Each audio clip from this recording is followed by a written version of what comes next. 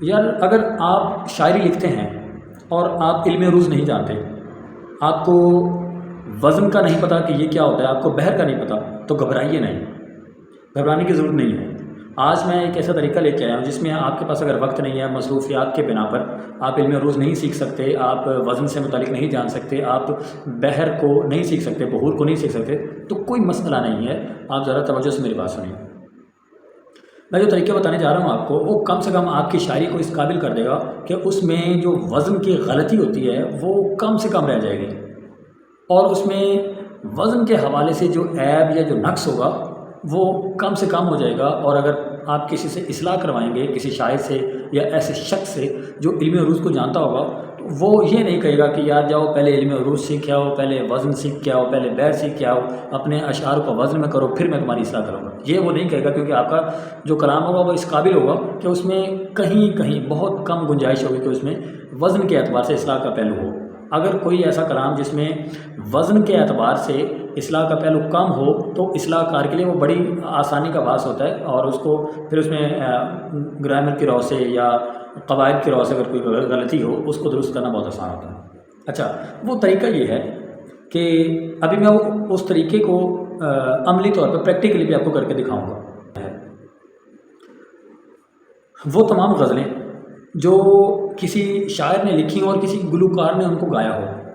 ان غزلوں کو آپ نے سننا ہے۔ سننے کے بعد ان کی جو طرز ہے، جو لے ہے، جو دھن ہے،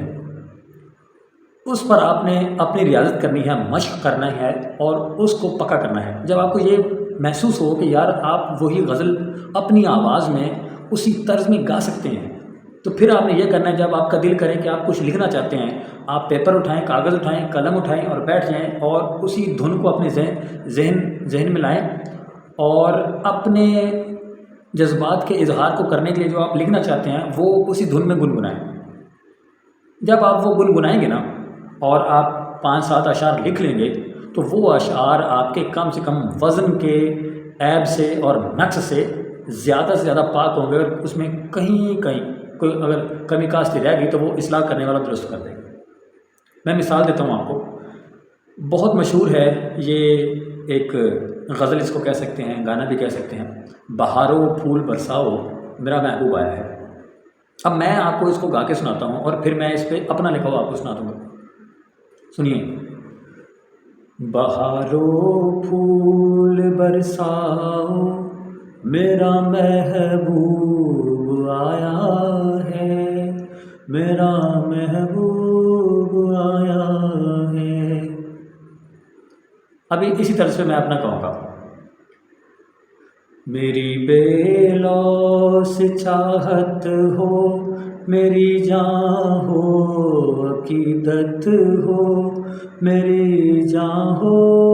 عقیدت ہو۔ دیکھیے یہ وزن کے اعتبار سے بالکل ٹھیک ہے، اور اگر کہیں کوئی کمی کاستی ہے بھی تو جس نے میری اصلاح کرنی ہے وہ اس کو خندہ پیش آنے کے ساتھ اور خوش ہو کے اس کی اصلاح کر دے گا، کیونکہ اس کو معلوم ہوا کہ یار شاعری کم سے کم وزن کے اعتبار سے زیادہ سے زیادہ حد تک ٹھیک ہے، اگر کہیں کوئی غلطی رہ گئی ہے تو وہ اس کو درست کر دے گا۔ امید کرتا ہوں کہ آپ کو یہ طریقہ پسند آیا ہوگا، اور اگر آپ کو پسند آیا تو پھر لائک، اس کو دل دیجیے، ہارٹ دیجیے اور فالو مجھے کیجیے، اور اگر پسند نہیں آیا، آپ کے پاس اس سے کوئی زیادہ بہتر طریقہ ہے، اچھا طریقہ ہے، تو آپ اس کو مجھے رائے دینے کے لیے آپ کامنٹ سیکشن میں اس کو آپ لکھ سکتے ہیں، اور مجھے اچھا لگتا ہے اگر کوئی اصلاح کرے۔ میرا اپنا ایک شعر ہے آپ کے لیے ہے، اور سن لیجیے کہ اختلاف رائے تو گویا ہے حسن گفتگو، اختلاف رائے تو گویا ہے حسن گفتگو، گفتگو کے حسن کو حق ہے بڑھایا کیجیے، سو بسم اللہ آیا کیجیے۔